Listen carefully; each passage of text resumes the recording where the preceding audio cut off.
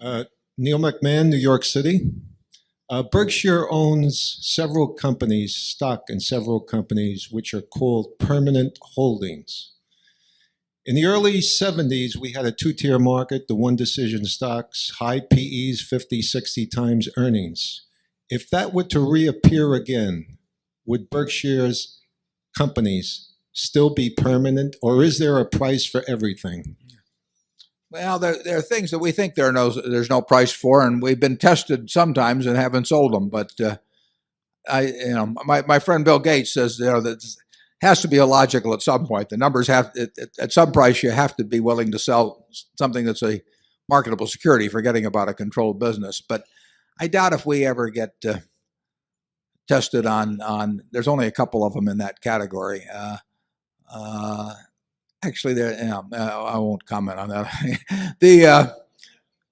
We really have a great reluctance to sell businesses where we like both the business and the people. So I don't think I'd count on seeing many sales. But if you ever attend a meeting here and there are 60 or 70 times earnings, keep an eye on me, Charlie. The so-called two-tier market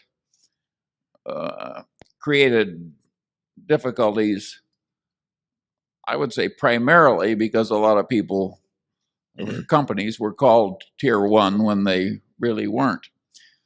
They just had been at some time at tier one. If you're right about the companies, you can hold them at pretty high values.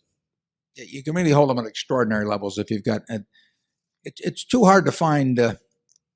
You're not going to find businesses that are as good. So then you have to say, am I going to get a chance to buy back the same business at a lot lower price, or am I going to buy something that's almost as good at a lot lower price? And we don't think we're very good at doing that. We'd rather just sit and hold the business and pretend the stock market doesn't exist.